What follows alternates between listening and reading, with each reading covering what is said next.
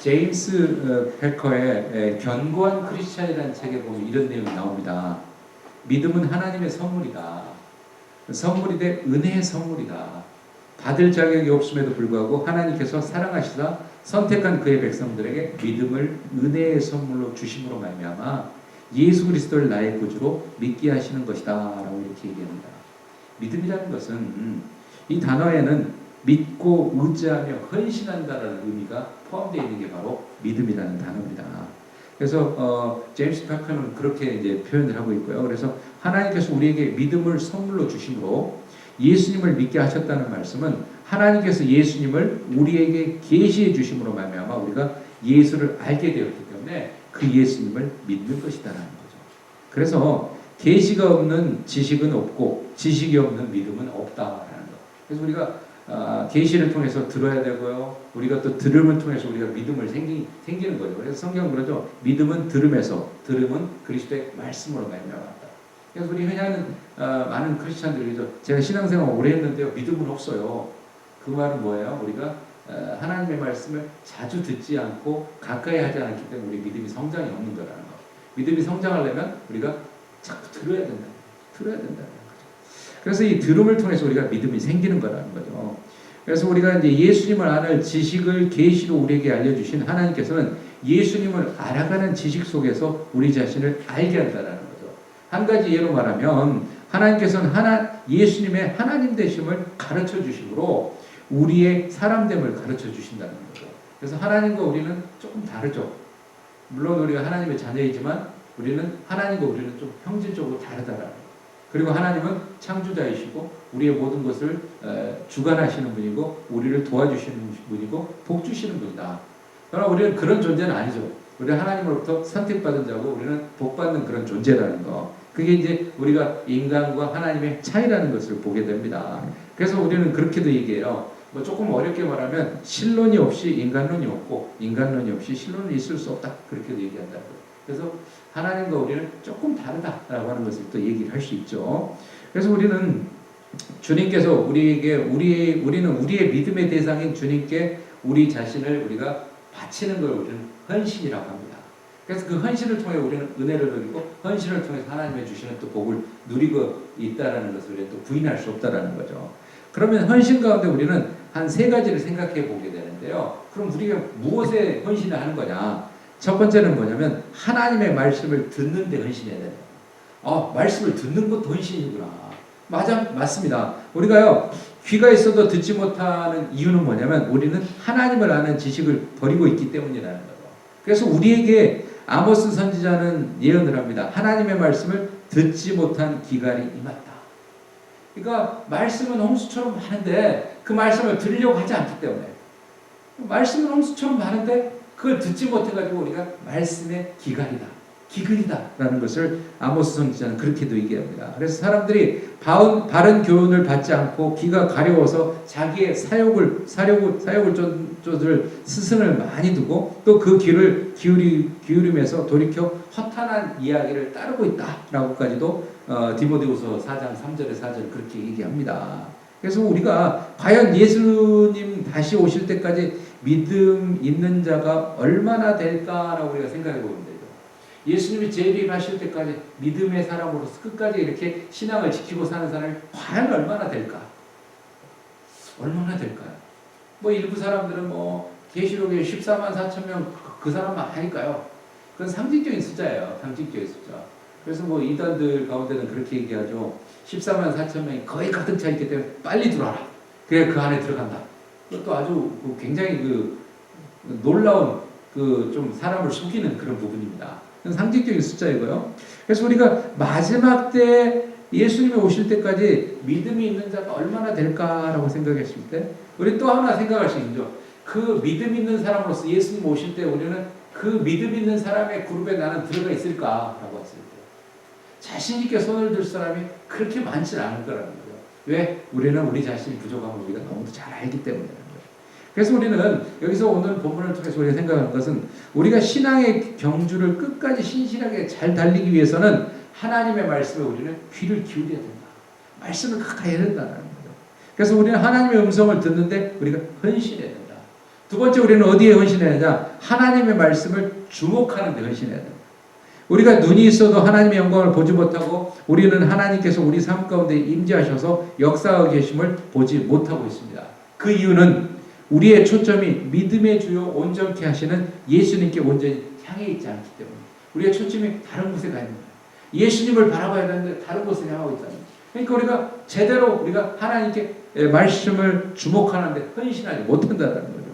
그래서 우리의 눈은 십자가를 향하고 있기보다 세상을 향하고 있고 우리의 눈은 하늘 향하고 있기보다는 이 땅을 향하고 있고 우리의 눈은 영원한 것을 바라보기보다는 순간적인 것을 바라보고 있다는 거죠. 우리의 안목의 정욕으로 인해서 장님이 된 것과 같다는 거예요. 그럼으로써 이 세상에 이제 교회 안에는 장님이 장님을 인도하는 시대를 맞이했다. 그래서 제가 이번에 보면서 한국 가서 좀 느끼는 게, 야, 교회들이 너무너무 떳떳하게 너무너무 잘 지어졌다. 야, 한국의 기독교가 많이 이렇게 성숙해지고 많이 좋아졌구나 라고 생각했습니다. 그런데 아는 목사님들 만나서 얘기를 들어보니까 건물은 반듯해졌는데 사람은 그렇게 많지 않다. 그럼 저게 어떻게 된 거냐? 정말 우리가 신앙을 세우는 데 집중을 해야 되는데 건물을 세우는 데 집중하고 있는 그런 모습이 되는 거예요. 그래서 야, 그러면 이렇게 건물을 이렇게 많이 지었는데 어떻게 되냐? 목사님 몰라서 그러는데요. 요즘에 같은 교단에 있는 교회들끼리 합병들이 막 일어나기 시작해요. 한국의 기독교가 그렇다. 야, 놀라운 일이야. 예전에는 건물만 지어놓으면 사람들이 뭐 차고 넘쳤던 그런 시대가 있었는데 이제는 건물을 반듯하게 지어놨는데 짓다가 부도나는 교회, 짓다가 뭐 이렇게 마무리하지 못하는 교회들이 속출하고요. 그 교회를 잘 지어놨는데 교인이 없어가지고요. 다른 교회와 이렇게 합병하는 그런 시대가 되버렸다. 저는 감히 그렇게 생각을 해요. 우리 이민교회들도 이렇게 우리가 정신 차리지 않으면 한국의 교회처럼 그렇게 되지 않겠냐 그런 생각을 해요. 실질적으로 이민교회 그런 교회들이 생기니까요. 그래서 야, 우리가 하나님 앞에 말씀에 주목하는 그런 신앙생활을 해야 되겠구나 라는 걸 또 생각해 봅니다. 또 우리가 헌신해야 될 것은 하나님의 말씀을 행하는 데 헌신해야 됩니다. 우리가 하나님의 말씀을 듣기만 해서는 안 된다는 거예요. 우리는 하나님의 말씀을 주목하는 데서만 끝나면 안 된다는 거예요. 우리는 하나님의 말씀에 순종해야 돼요. 우리는 하나님의 말씀을 듣고 행치 아니함으로 말미암아 자기 자신을 스스로 속이는 자들이 돼서는 안 된다는 거예요. 그래서 우리는 하나님의 말씀을 듣고 행하고 반석 위에 집을 지을 수 있어야 된다. 오늘의 본문을 우리가 히브리서 11장은 우리가 이렇게 얘기합니다. 믿음장이다. 믿음에 대해서 얘기하는 히브리서 11장이에요. 11장과 이제 12장 앞부분을 좀 우리가 같이 보는데요. 그래서 11장을 통해서 우리는 성경의 믿음장이라고 하는데 우리는 신앙인에게 있어서 믿음이란 무엇이냐? 믿음이란 무엇이냐? 크리스찬으로 신앙생활을 계속하는 우리는 어떻게 해서 믿음이 좋은 사람이 될 수 있고 어떻게 신앙생활을 하는 게 가장 잘하는 것이냐라고 이런 고민을 우리는 종종 해요. 내가 신앙인인데 내가 크리스찬인데 내가 어떻게 신앙생활을 해야 잘하는 걸까? 우리가 종종 고민합니다. 저만 하는 고민이 아닐 거예요. 여러분들도 그럴 거라는 거죠. 그러나 이런 우리들의 고민을 성경을 통해서 해결받는 시간이 되시기를 바랍니다. 오늘의 본문은 특별히 믿음의 선조들의 이름이 등장하죠. 아벨과 에녹과 노아와 아브라함과 사라, 이삭, 야곱, 요셉, 기드온, 바락, 삼손, 입다, 다윗, 사무엘과 같은 구약의 대표적인 인물들. 우리가 한 번 이상은 항상 들어봤던 그런 이름들, 그런 이름들을 볼 거예요. 그래서 이들이 앞서간 삶은 이들의 뒤를 따르는 믿음의 사람들에게 많은 귀감과 본보기가 되었다. 그래서 우리는 그걸 보면서 야, 구약에서 우리가 찾을 수 있는 삶과 우리는 신앙에 대한 걸 생각해요. 신앙의 페이스메이커가 바로 그런 사람들이 아닌가라는 걸 생각해 봅니다. 그런데 이들의 믿음 생활을 한 단어나 한 이미지로 우리가 표현한다면 어떤 단어가 적당할까? 우리가 히브리서 12장에서 앞부분에 얘기하죠. 믿음의 경주다. 우리의 신앙의 여정들은 경주와 같다라고 이렇게 성경은 표현을 해요. 그래서 우리 이제 히브리서 12장 보면은 이러한 믿음의 선조들의 달리는 삶을 장거리 경주에 이렇게 비추어서 설명하고 있습니다. 그렇다면 이제 이러한 믿음의 경주란 그럼 무엇인지 우리가 함께 오늘의 본문을 통해서 함께 찾아보는 시간이 되도록 하겠습니다. 첫 번째 믿음의 경주는 인내로서 하는 장거리 경주랍니다. 인내로서 하는 장거리 경주다.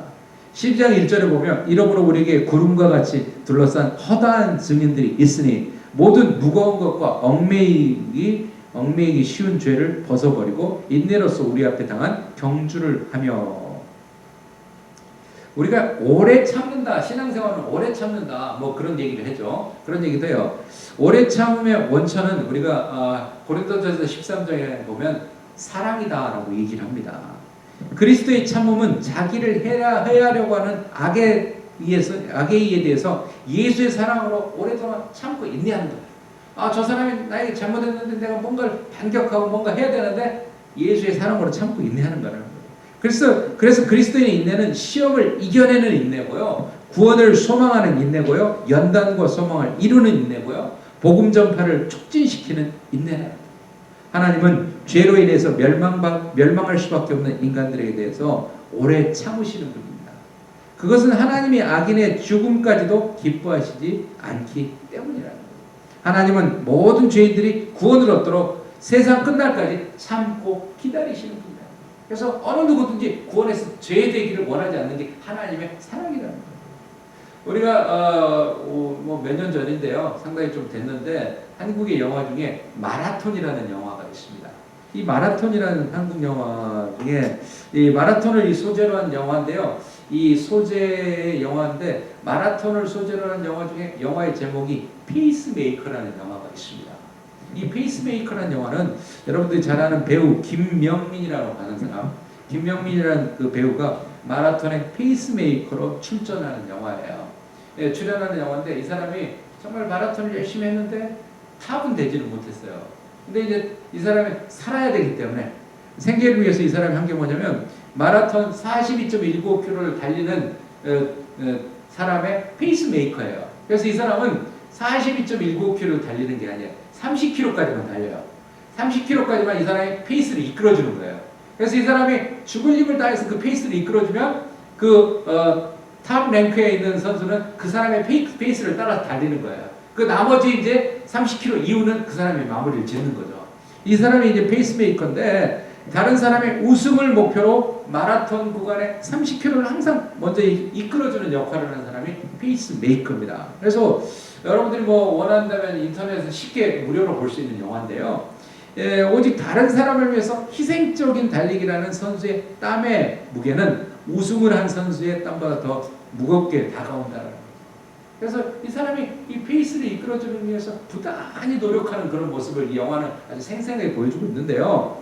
우리 인생의 긴 길을 달릴 때 우리는 우리의 힘만으로 가능할까? 그렇지 않습니다. 예수님은 우리의 페이스메이커가 되시며 기쁨으로 담당하시기 위해서 우리의 감사가 더욱 깊어질 수밖에 없다는 거예요. 우리의 믿음 생활은 100m의 단거리 달리기가 아닙니다. 마라톤과 같은 장거리 경주입니다. 우리는 이 세상 이것저것을 여유롭게 돌아보면서 사진도 찍고 뭐 좋은 음식 먹고 이렇게 즐기면서 다니는 게 우리의 신앙생활은 아니에요. 우리는 이 세상에 보냄을 받은 것은 관광객이 아니라는 거죠. 우리의 믿음이라는 것은 길고 험난한 도로를 달리는 장거리 경주 선수로서 우리를 하나님이 이렇게 보내셨다는 거예요.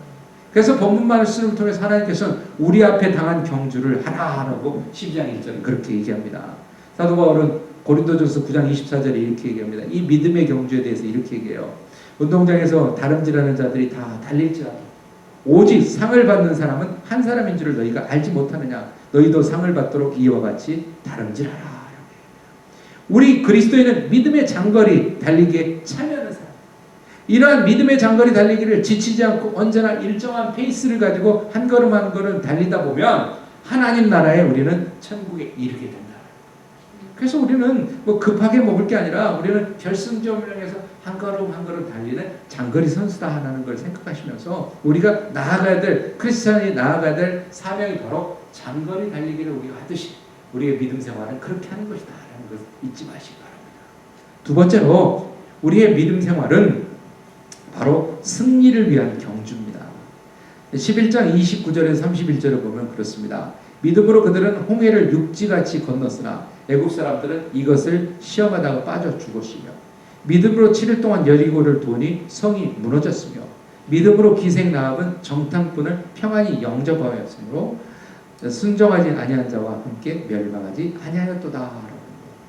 믿음의 장거리 경주에 참여한 사람들은 한 가지 목표를 가집니다. 그것은 바로 1등하는 거예요. 그래서 승리하는 것이다라는 거죠. 그래서 믿음의 조선 선조들도 다른 사람과 비교할 수 없을 정도의 놀라운 승리의 경험을 가졌다는 거예요. 애굽을 탈출한 이스라엘 백성들은 홍해라고 하는 그 장벽 앞에 있었습니다. 그랬을 때 하나님께서 그들에게 홍해가 갈라지는 기적을 허락해 주셨어요. 그래서 그들은 육지처럼 건넜다는 거예요. 이 경험의 근본은 바로 하나님을 향한 믿음이었다는 거예요. 또 이스라엘 백성들은 그들을 뒤쫓던 애굽의 군대가 모두 홍해에 빠져 죽는 것도 목격합니다. 아, 그래, 하나님 우리를 지키시고 우리를 인도하시는구나라는 걸 체험했다는 거죠. 가나안 땅에 이제 정복에서도 보면 첫 번째 정복이 뭐였습니까? 여리고성이라는 아주 커다란 문제예요. 이 성은 두 겹으로 된 성벽이 있었기 때문에 철옹성이라고 그랬고요. 평지보다 높았기 때문에 공격하기가 참으로 쉽지 않은 그런 성이었어요. 그렇지만 하나님의 말씀을 믿고 그들은 믿음으로 하루에 한 바퀴씩 6일 동안 돕고 일곱째 날은 7바퀴를 돕고 하나님이 나팔을 불고 함성을 지르라 그대로 했습니다. 그대로 행했더니 여리고성이 무너졌다는 거죠. 그래서 우리는 이스라엘 백성들은 여리고성의 승리를 통해서 하나님의 함께 하시는 놀라운 체험을 그들은 했다는 거죠. 기생나합은 정탐꾼들을 영접하고 순종하고 자신뿐만 아니라 자기 가족들까지 모두 구원받는 귀한 체험을 하게 되었다는 거죠. 또한 신뢰와 굳건한 믿음의 결과였다. 그래서 우리는 신뢰와 굳건한 믿음을 가질 필요가 있다는 거예요. 히브리서 11장 1절 2절은 그러죠. 믿음은 바라는 것들의 실상이요 보이지 않는 것들의 증거니 선진들이 이로써 증거를 얻었느니라. 믿음 하나만 붙잡고 있으면 모든 것이 가능하다는 것을 믿으시는 여러분들 되시기 바랍니다. 세 번째로 믿음이라는 것은 고난을 위한 경주라는 거예요. 우리가 히브리서 11장 32절에서 37절까지 읽었었던 것처럼 우리는 정말 내가 무슨 말 하리요 라면서 쭉 얘기를 합니다. 그래서 이러한 어려움과 환난 가운데서도 고난을 위한 경주였다라고 히브리서 11장 32절에서 37절까지 이렇게 쭉 얘기를 하고 있습니다. 영국의 할리몬에는 과학자들의 초상화가 걸려 있다고 해요. 만유 인류의 법칙을 발견한 아이작 뉴턴이라고 하는 사람의 초상화도 있고요. 열역학의 복사 법칙을 발견한 제임스 진스라는 사람도 있었다고 합니다. 모두 영국이 배출한 세계적인 그런 놀라운 과학자들인데요. 그 중에 이 제임스 진스라는 사람의 고백이 특이했습니다. 그의 고백을 보면 그렇습니다. 나는 하나의 과학자에 불과하다. 학문을 연구하면 할수록 창조주 하나님의 위대함에 감복할 뿐이다. 제한된 지식을 알게 된 피조물인 내가 어떻게 하나님의 무한한 능력을 알 수 있겠는가? 이렇게 표현하고 있습니다. 길지 않는 삶을 살아오면서 살아계신 하나님의 역사를 체험할 수 있었고 신앙생활을 한다는 것은 참으로 어렵다고 느낄 때도 참 많습니다. 그러나 하나님께서는 내게 많은 시련과 고난을 주셨지만 예수 그리스도 안에서는 고난이 곧 은혜라는 사실을 깨닫고 얼마나 감사했는지 모른다라고 이렇게 진스는 고백을 하고 있습니다.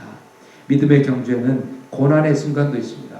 어떤 믿음의 선조들은 공개적인 조롱을 받기도 했습니다. 어떤 믿음의 선조들은 예수 믿었다라는 것 때문에 감옥에 갇히기도 했습니다. 또 얻어맞기도 했습니다. 돌에 맞기도 했습니다. 가난을 경험했습니다. 배고픔과 기아에 허덕이기도 했습니다. 특별히 사도 바울의 선교의 사역은 그의 삶에 수많은 고난이 있었다라는 거죠. 그래서 조롱과 채찍질뿐만 아니라 결박과 옥에 갇히는 시련도 받았으며 돌로 치는 것 이것을 당했다는 거. 그래서 고린도후서 11장 23절에서 27절을 보면 사도 바울이 이렇게 고백하죠. 내가 수고를 넘치도록 하고 옥에 갇히기도 하고 더 많이 하고 매도 수없이 맞고 여러 번 죽을 뻔하였으니 유대인들에게 40에서 하나 감한 매를 5번 맞았고 3번 태장으로 맞고 1번 돌에 맞고 3번 파선하고 일주야를 깊은 바다에서 지냈으며 여러 번 여행하여 강의 위험과 강도의 위험과 동족의 위험과 이방인의 위험과 시내의 위험과 광야의 위험과 바다의 위험과 거짓 형제 중의 위험을 당하고 또 수고하며 애쓰고 여러 번 자지 못하고 줄이며 목마르고 여러 번 굶고 춥고 헐벗어노라. 이 사도 바울의 이 과정을 보면 인간이 당할 수 있는 고난이라는 고난은 아주 패키지로 몽땅 이렇게 다 받은 사람이 사도 바울이 아닌가라는 걸 생각해 봅니다. 믿음의 장거리 경주에는 승리의 순간만 있는 건 아닙니다. 그 중에는 고난의 순간, 고통의 순간도 있다라는 거죠. 그래서 이런 고난의 과정을 잘 인내하고 믿음의 경주에서 승리하는 그러한 믿음의 사람들이 되시기를 바랍니다. 그렇다면 왜 믿음 생활에는 고난의 순간이 있을까? 왜 고난의 순간이 있을까? 예수님의 제자로서 살아가는 자들에게 고난은 필연적인 거라는 거죠. 누가복음 12장 49절에서 56절에 보면 그래요. 예수님이 심판과 정화의 불을 갖고 이 세상에 오신 분으로 묘사되는데요. 예수님이 선포하시는 하나님의 나라는 힘, 두려움, 권력, 억압 등에 의해서 다스려지는 나라가 아니라 용서와 용기와 겸손과 사랑에 의해서 다스려지는 나라다라고 얘기합니다. 이런 의미에서 하나님의 나라는 이 세상의 문화에 대한 반문화적인 그런 나라라는 거예요. 이 세상의 기준과는 반대되는 거라는 거죠. 그래서 하나님의 나라를 이 땅에 세워가고 그 나라를 확장해 가도록 부르심을 받은 하나님의 자녀들, 예수님의 제자들인 우리에게는 고난은 피할 수 없는 인식이에요. 이제 고난은 믿음이 인내를 가르쳐 준다는 거예요. 믿음 생활은 인내를 배워가고 인내를 키워나가는 그런 과정이라는 거예요. 그래서 믿음은 인내 없이는 홀로 설 수 없다는 거예요. 그렇다면 믿음의 경주에서 승리를 위한 방법은 어떤 것들이 있냐? 감사하게도 하나님께서 우리에게 믿음의 경주에서 승리할 수 있는 방법을 가르쳐 줍니다. 장거리 경주에서 참여한 성도가 가장 먼저 해야 될 건 뭐냐면 모든 무거운 것과 얽매이기 쉬운 죄를 벗어버리는 거예요. 그래서 운동장에 참여하는 운동선수들은 불필요한 걸 다 버리고요. 운동에만 필요한 것을 장착하는 거예요. 장착한다고. 여러분들 예를 들어서 100m 달리기 선수가 자기는 배낭이 너무 좋아가지고 그거 메고 달리겠어요? 아니잖아요. 기록이 안 나오니까. 그거 필요 없는 거니까 내려놓는다는 거예요. 자기가 가장 가볍게 최상의 컨디션으로 달릴 수 있는 거 그것만 가지고 하는 거라는 거예요. 그래서 무거운 것과 얽매이기 쉬운 거 다 버려버리는 거. 두 번째로 운동 경기에 참여하는 운동선수는 불필요한 것을 모든 것을 버리고 운동에 참여하는 것처럼 우리 믿음 생활에 대한 무관심, 하나님의 말씀에 대한 불순종, 하나님에 대한 불신 이런 것도 우리는 버려야 된다. 두 번째로 믿음 생활에 우리가 해야 될 건 뭐냐? 믿음의 주요 온전케 하시는 예수님만 바라보는 거예요. 우리가 예수님은 장거리 경주팀의 지도자라고 우리가 얘기할 수 있어요. 예수님 우리와 함께 달리실 뿐만 아니라 결승점에서 우리가 잘 도착할 수 있도록 그곳에서 우리를 기다리시고 격려해 주시는 분이라는 거예요. 또한 믿음 생활의 길고 험난한 과정에서 그리고 인내 없이 도달할 수 없는 이 결승점까지 믿음이 부족할 때 우리의 믿음을 온전하게 만들어 주시는 분이 바로 우리가 믿는 예수님이라는 거죠. 우리의 경주는 우리 홀로 달릴 수 있는 고독한 레이스가 아닙니다. 우리는 이전에 수많은 믿음의 선조들은 자신들이 이미 달렸던 경험들을 우리에게 성경을 통해서 알려주고 있습니다. 가장 중요한 사실은 주님이신 예수님은 우리와 함께 끝까지 달려주시는 분, 그런 분이라는 거예요. 우리 믿음 생활의 베이스메이커가 되시는 분이 바로 예수 그리스도라는 거예요. 사랑하는 성도 여러분, 펠리컨이라는 새를 아실 거예요. 이 펠리컨이라는 새는 새끼에게 줄 먹이가 없으면 자신의 가슴살을 뜯어가지고요 먹인다고 합니다. 병에 걸려 죽어가는 새끼에게 자신의 핏줄을 터뜨려서 그 피를 입에 넣어준다고. 그래서 어비 펠리칸은 자신이 죽어가면서도 새끼를 위해 기꺼이 목숨을 바친다는 거예요. 그래서 이 펠리칸이라는 새는 사랑과 희생을 상징으로 그렇게 여겨진다고 합니다. 우리가 잘 알고 있는 개를 볼 수 있어요. 개, 집에서 기르는 개. 저도 어렸을 때 한국에서 이렇게 좀 진돗개 그런 걸 좀 길렀었는데요. 개가 새끼를 낳으면 그 새끼들이 막 돌아다니잖아요. 돌아다니면서 뭐 똥 오줌 다 나와요. 근데 어미가 따라다니면서 그걸 다 이렇게 입으로 다 핥더라고요. 그래서 왜 그렇게 하는가 전 잘 몰랐어요. 근데 한 조사해 보니까 그렇더라고요. 강아지들은 항문과 요도가 그것을 어미가 계속 이렇게 똥 오줌을 이렇게 핥아 먹어줌으로써 그 막히는 것을 뚫어주는 역할을 한다고 합니다. 그걸 하지 않으면 개들이 죽는데요. 항문과 요도가 막혀서. 그래서 그렇게 어미가 새끼를 위해서 그렇게 하는구나 라고 하는 것을 볼 수 있었어요. 남구에 살고 있는 황제 펭귄을 보면 그런다고 합니다. 암컷은 알을 낳으면 수컷에게 알을 품게 하고요. 암컷이 나가서 그 먹이를 구해온다고 합니다.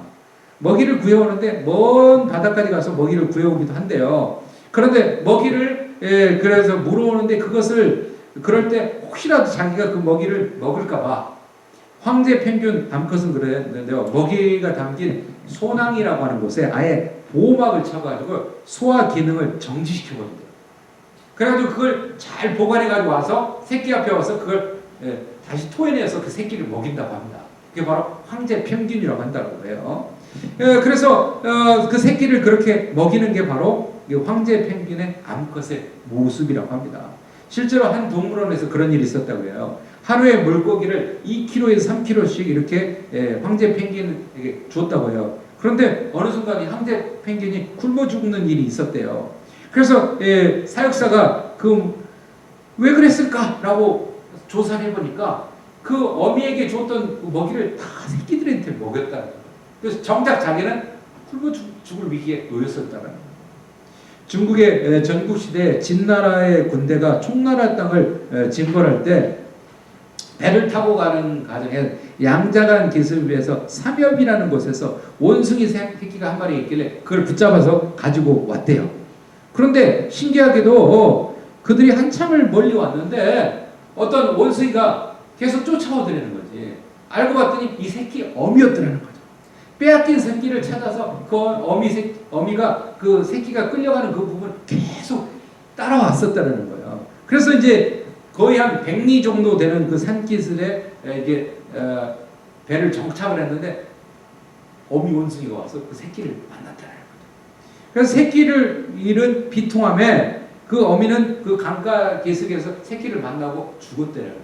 그래서 왜 얘가 죽었을까라고 해서 그 원숭이를 해봤더니 창자가 끊어졌다. 그래서 이 단장이라고 하는 창자가 끊어진 단장이라는 고사가 거기서 나왔다고 합니다.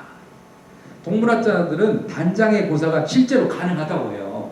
왜냐하면 고릴라나 오랑우탄이나 침팬지와 같은 것들은 새끼를 등에 업고 안고 다니는 경우가 많은데 새끼가 죽으면 시체가 썩을 때까지 새끼를 안고 다니는 모습을 보는 경우가 허다하다. 그만큼 새끼를 위해서 헌신하고 봉사하는 그런 어미의 사랑의 모습을 우리는 이 동물들을 통해서도 우리는 볼 수 있습니다. 이것을 우리는 모성이라고 하죠. 그런데 우리가 믿는 우리 하나님은, 우리 주님은, 우리와 함께 하신 하나님은 임마누엘의 주님으로서 이 동물의 어미가 새끼와 함께하는 것보다 더 우리와 영원히 함께 하시는 그런 분이라는 거죠. 페이스메이커는 고통을 승리로 바꿔주기 위해 우리 옆에 함께 달리는 사람입니다. 지치고 나태해질 때 우리를 격려해주는 신앙의 페이스메이커 되시는 주님을 바라보시기 바랍니다. 믿음 생활의 장거리 경주는 목표가 분명합니다. 방향이 분명합니다. 하나님의 부르심과 하나님의 약속을 쫓아 하나님의 인도하시는 길을 따라 달려가는 겁니다. 때로는 높은 경사를 가진 언덕을 넘어가야 됩니다. 때로는 숨이 턱까지 차올라서 호흡 곤란을 경험할 수도 있습니다. 어떤 순간에는 뜨거운 태양 아래서 참을 수 없는 갈증으로 고통받을지도 모릅니다. 달리기 쉬운 내리막길도 있습니다. 시원한 바람이 불어가는 순간도 있습니다. 함께 달리는 사람들도 있습니다. 무엇보다도 우리의 리더이신 예수님께서 우리를 지도하시고 우리를 인도하시고 우리와 함께 하시는 진정한 우리의 신앙의 페이스메이커라는 것을 잊지 마시고 이 신앙의 경주에 끝까지 완주하는 저와 여러분들 되시길 주님의 이름으로 축원합니다. 우리 이 시간 함께 말씀을 붙잡고 함께 통성을 함께 기도하는 시간을 갖도록 하겠습니다. 우리 함께 기도하도록 하겠습니다. 거룩하신 하나님, 우리를 사랑하시고 지켜주신 하나님, 우리의 믿음의 신앙의 생활을 우리가 할 때 하나님 동행하시고 하나님 함께하시고 하나님 지켜주셔서 우리가 신앙의 경주에서 승리하는 그런 삶을 살기를 원합니다. 아버지 하나님, 신앙의 경주를 할 때 고난을 위한 경주라는 것, 우리의 믿음 생활은 고난을 위한 경주라는 것을 깨닫고 우리가 고난을 참고 인내하며 나아갈 수 있는 우리가 될 수 있도록 도와주옵소서. 믿음 생활을 하나님 인내로 하는 장거리 경주라는 걸 생각하며 우리가 참고 끝까지 나아갈 수 있도록 하나님 도와주옵소서. 아버지 하나님, 우리의 모든 삶이 주님과 함께하는 그런 삶이 되기를 원합니다. 우리가 하나님을 믿고 믿음은 승리를 위한 경주라는 걸 우리가 잊지 않고 끝까지 우리의 페이스메이커 되시는 우리 주님을 붙잡고 나아가는 우리 모두가 될 수 있도록 하나님 도와주옵소서. 우리가 흔들리지 않고 조금도 하나님 우리가 실망하고 좌절하지 않고 하나님과 함께하는 귀한 믿음의 경주를 이겨나가는 우리 모두가 될 수 있도록 도와주옵소서. 예수 그리스도의 이름 받들어 간절히 기도합니다. 아멘.